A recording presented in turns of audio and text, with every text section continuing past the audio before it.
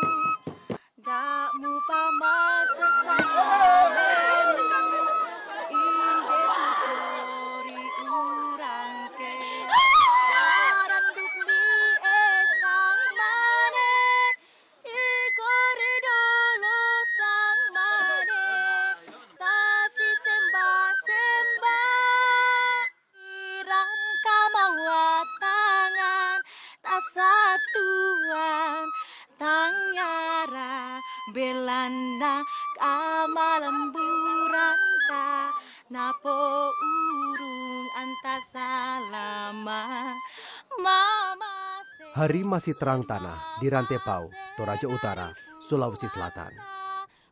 Seperti juga kota lainnya di Toraja, Rantepao dikelilingi desa yang bertengger tinggi di sisi tebing atau bersarang jauh di dalam lembah. Tapo urung antasalama.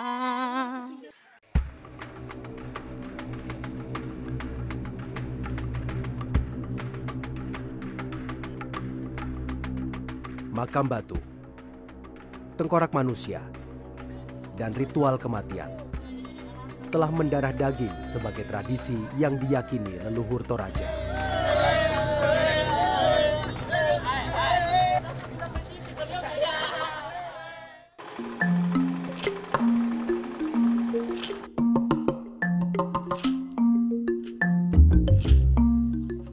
Suku Bugis awalnya memberi nama Toraja dengan sebutan Toriaja, artinya orang yang berdiam di negeri atas. Jika dilihat dari sudut pandang etimologi, Toraja berasal dari kata Toraya. To atau tau berarti orang, sementara raya berarti besar. Sehingga disimpulkan, Toraya berarti orang-orang besar atau bangsawan. Orang Toraja dulunya itu menyebut mereka negeri mereka itu dengan nama Tondok Lepongan Bulan, Tanah Matahari Allah. Ya, lalu kemudian itu rupanya terdiri dari beberapa komunitas-komunitas, sehingga ada dikatakan Toraja Sadam, Toraja Makale, Toraja Sangala, Toraja Panghala, Toraja Barupu, dan lain-lain. Belakangan kemudian nama itu juga tidak menjadi masalah bagi mereka. Mereka menerima dengan istilah orang menyebutnya orang Toraja. Iya. Artinya orang yang tinggal di daerah ketinggian atau pada umumnya tinggal di daerah gunung. Kami dianggap sebagai gelombang pertama yang berasal dari Asia Tenggara, Taraniunan yang masuk ke Indonesia sama dengan orang Dayak, orang Batak, dan Nias.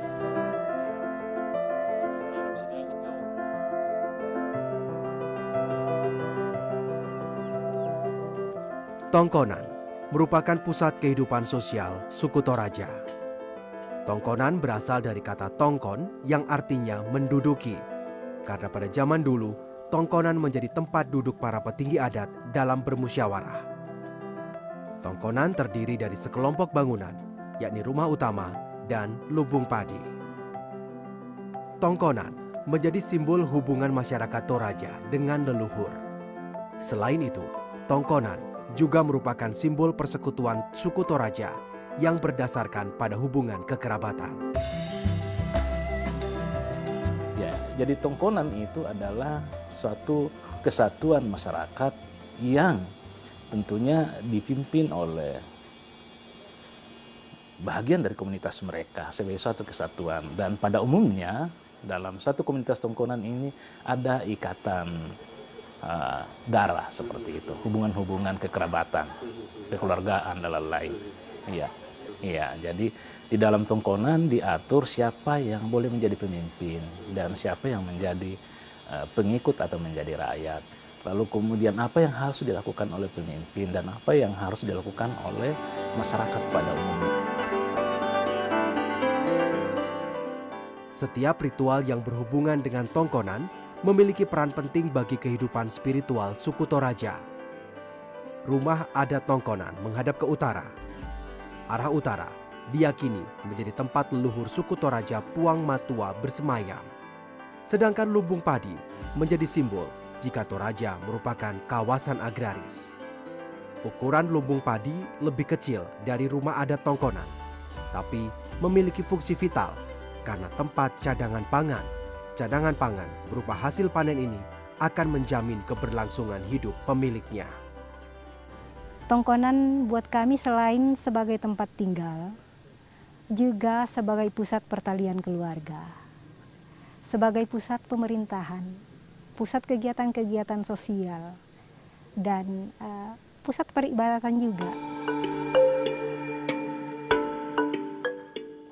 Inilah bukti dari seni kelas tinggi masyarakat Toraja. Lihat saja, ukiran yang berada di setiap sudut rumah, kaya akan makna. Detail simbol-simbol beragam warna merata hampir di seluruh bagian luar rumah. Ukiran ini juga menunjukkan eksklusivitas bangsawan Toraja. Setidaknya ada lebih dari 60 jenis ukiran yang biasa dipahatkan di dinding kayu sebuah tongkonan. Jajaran kepala kerbau yang berada di tiang penyangga tongkonan ini bukan tanpa makna. Menurut orang Toraja, semakin banyak kepala kerbau yang ditempatkan, semakin tinggi pula derajat pemiliknya. Jumlah tersebut menjadi bukti kemampuan finansial untuk melakukan upacara adat yang terkait kematian.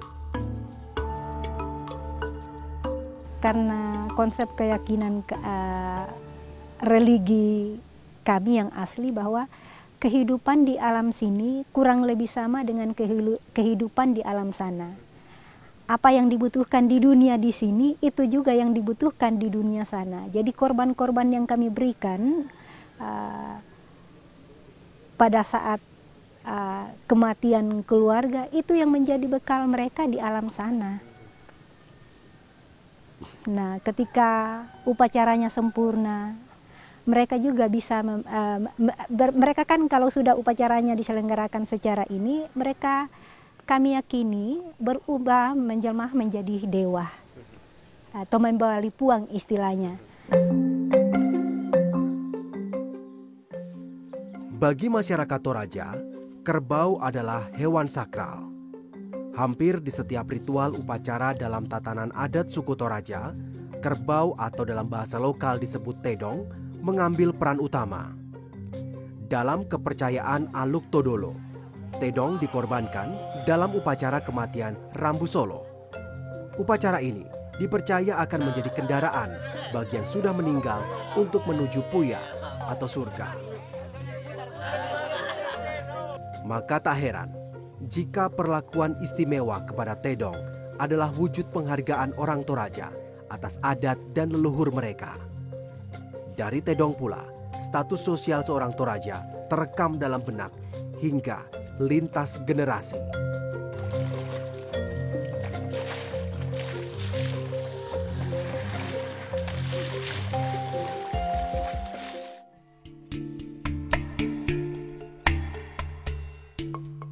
Upacara kematian belumlah lengkap apabila tidak diupacarakan di lokasi rantai.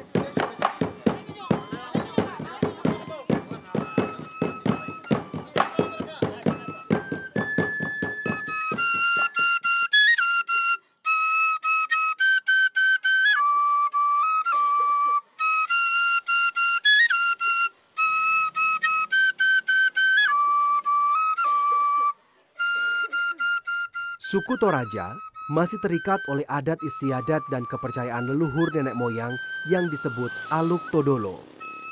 Pandangan terhadap kepercayaan tersebut memiliki fungsi dan pengaturannya dalam kehidupan bermasyarakat.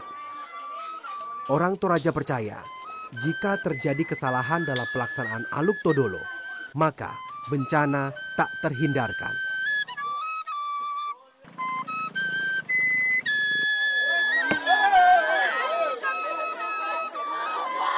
Kematian menjadi bagian dari kehidupan masyarakat Toraja yang sangat sakral. Jenazah tidak ditanam di dalam tanah layaknya pemakaman pada umumnya.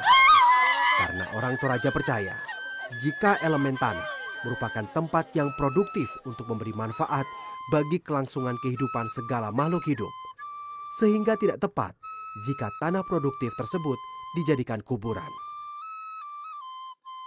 Mayat-mayat disimpan di dalam gua, kubur batu, atau digantungkan ke dinding dan tubir bukit. Kalau orang Toraja meninggal atau mati, maka sesuai dengan statusnya semuanya ada prosesi-prosesinya yang harus dilakukan. Sesuai dengan status sosialnya ketika dia masih hidup di dunia. Seorang bangsawan akan berbeda perlakuannya dengan orang biasa. Ya, semuanya itu diatur dalam Aluk Todolo sesuai dengan kepercayaan mereka. Sehingga kemudian biasanya kalau bangsawan tinggi itu biasanya disebut dengan Aluk Rapasan, pesta yang tertinggi dalam kematian orang Toraja misalnya dengan harus memotong kerbau minimal 24 ekor bagi orang bangsawan. Dan dilakukan biasanya paling kurang 1 minggu atau 7 hari bagi bangsawan tinggi. Bahkan sekarang ini kalau kita lihat ada sampai ratusan ekor kerbau dipotong sesuai dengan kemampuan keluarga. Ini karena orang Toraja percaya bahwa semakin banyak yang kita korbankan pada saat proses sesi kematian, itu akan membantu arwah sampai pada alam arwah. Ya, masuk ke puya atau sampai ke surga kalau bahasa kita.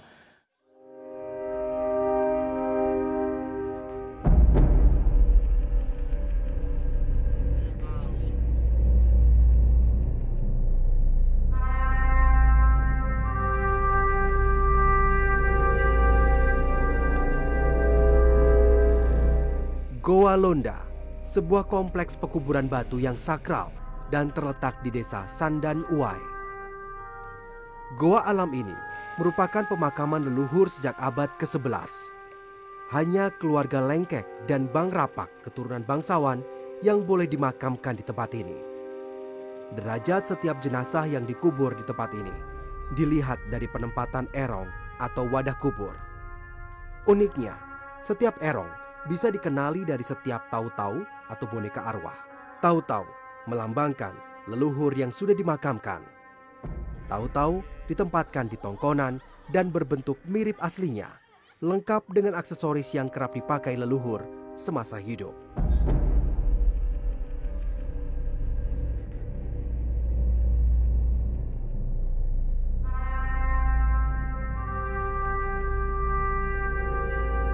Kadang-kadang orang-orang Toraja dulu yang masih menganut Aluk Todolo itu kalau misalnya ada yang dianggap tabu, betul-betul kita takut untuk melakukan ini.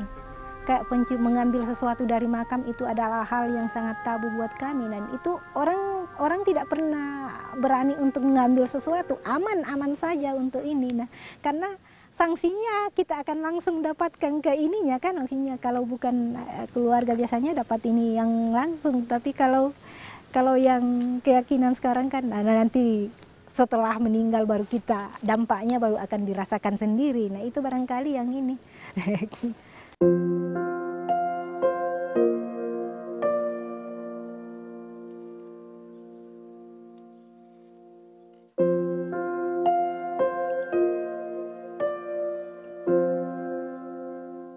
Bori Parinding merupakan kompleks pemakaman keluarga besar bangsawan Nekrambak. Luasnya 1.724 meter persegi, terdiri dari ratusan menhir yang ditanam sejak tahun 1717. Ukuran menhir beragam, tergantung dari kemampuan finansial keluarga yang akan menyelenggarakan ritual pemakaman.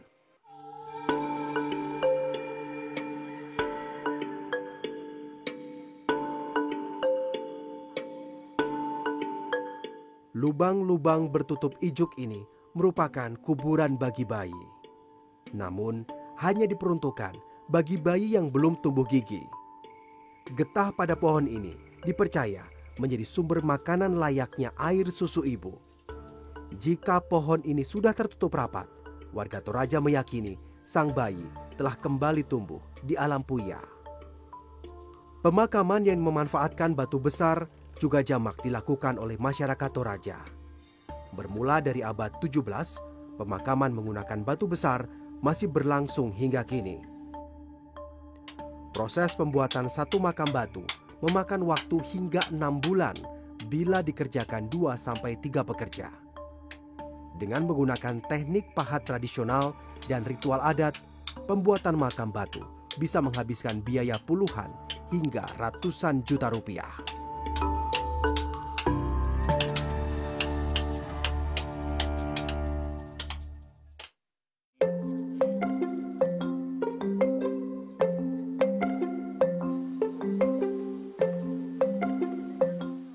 Ritual Manene merupakan salah satu ritual pemakaman yang masih berlangsung di Kecamatan Barupu, Toraja Utara. Ritual ini dianggap sebagai wujud kecintaan keluarga yang masih hidup kepada leluhur. Harapannya agar arwah leluhur yang diritualkan tetap menjaga mereka. Sebelum ritual Manene dilakukan, keluarga serta sejumlah kerabat berkumpul di lokasi upacara ritual. Kenapa mak nenek selalu harus dilakukan dari masa ke masa? Ini tujuannya sebenarnya adalah agar anak cucu tidak lupa dengan leluhurnya. Ya, dan dalam ajaran Aluk Todolo memang kemudian itu diatur hal-hal seperti itu. Nah, prakteknya adalah kemudian ada semacam pembersihan kubur, lalu kemudian mengganti pakaian dari jenazah atau mengganti peti dari jenazah atau memperbarui tahu-tahunya atau patung-patung yang ada. Patung-patungnya juga kemudian diganti pakaian-pakaiannya adalah lain. Tapi intinya sebenarnya adalah bahwa dengan adanya acara Manene ini itu diharapkan bahwa anak cucu tidak lupa dengan leluhurnya. Demikian pula bahwa doa-doa dari anak cucu, perlakuan-perlakuan yang baik dari anak cucu dipercayai dalam Aluk Todolo itu akan membuat selamat para arwah leluhur sampai ke alam arwah. Ya, jadi rasa syukur, rasa kasih sayang silaturahmi dengan ini ya, hubungan ini dengan keluarga, iya, rasa kasih sayang kita dengan keluarga, penghargaan dan penghormatan ke mereka. Jenazah diturunkan dari lubang kubur batu di dinding tebing. Perlu kerjasama agar saat menurunkan jenazah tersebut tidak terjadi kesalahan atau kecelakaan. Setelah jenazah diterima pihak keluarga, ritual penggantian pembungkus jenazah pun dilakukan. Beberapa helai pakaian serta lembaran kain dililitkan ke seluruh bagian pembungkus jenazah. Sebelum kita berangkat biasanya beli kain dulu, siapkan kain untuk membalut sebelum berangkat. Dan biasanya acara doa dulu di rumah baru. Ada pemotongan hewan? Ya harus, kalau kita tidak potong hewan, tidak boleh tidak boleh naik di kuburan, tidak boleh juga turunkan mayat, harus ada.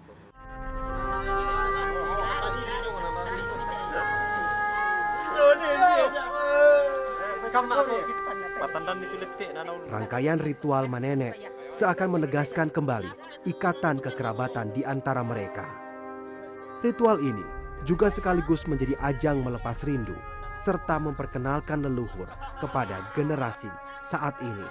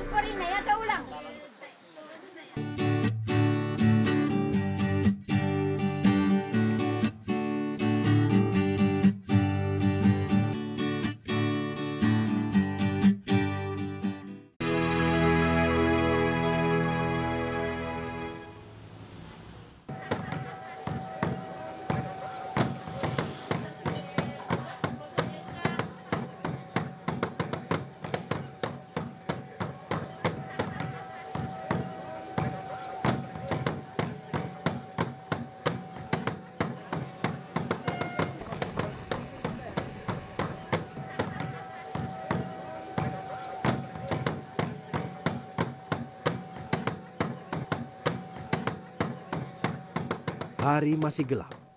Ratusan pelari sudah bersiap di belakang garis start. Sedikitnya 650 peserta ambil bagian dalam ajang maraton ini. Mereka tidak hanya berasal dari beragam daerah di Indonesia, namun juga datang dari berbagai penjuru dunia.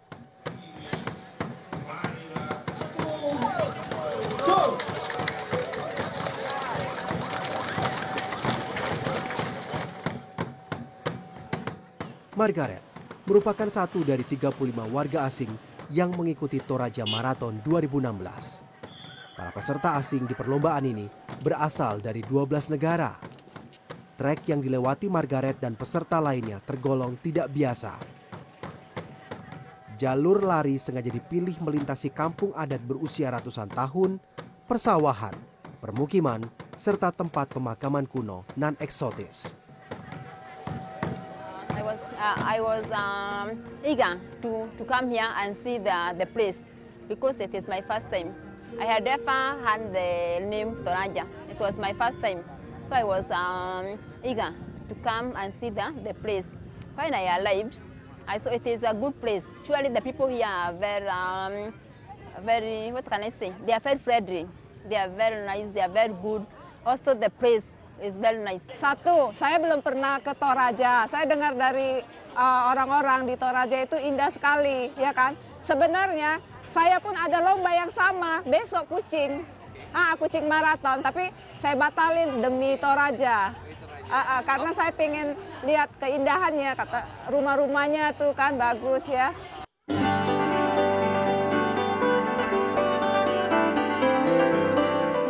Mereka yang baru pertama kali datang ke Toraja tak menyangka jika Toraja ternyata juga dibungkus oleh kekayaan dan keindahan alam yang sangat asri dan menakjubkan. Selama ini, dunia hanya mengenal Toraja sebagai daerah yang memiliki budaya dan adat istiadat yang unik. Walaupun yang datang ke sini kan umumnya kan pelari-pelari untuk di event ini, tapi mereka kan bawa keluarga, bawa teman-teman. Nah, teman-teman itulah yang nanti ceritain ke orang-orang bahwa event Toraja Marathon ini udah berstandar nasional, internasional lah. Treknya bagus, heritage-nya dapat, alamnya indah. Meski bukan merupakan gelaran maraton pertama yang ia ikuti, Fitri tetap bersemangat. Bagi Fitri, berlari sembari melintasi daerah dan pemandangan Toraja yang eksotis serta unik memiliki kesan tersendiri. Tadi kita dilewatkan ke Ketekesu ya, benar ya. Itu sangat indah sekali. Jadi banyak sekali rumah-rumah adat di situ. Terus kemudian ada seperti kuburan-kuburan batu gitu ya. Jadi kita tadi sambil berlari, sampai sempat harus keluarkan handphone, kemudian kita foto di situ. Kita amazed banget. Seperti halnya para pelari maraton yang melintasi satu pos ke pos lainnya.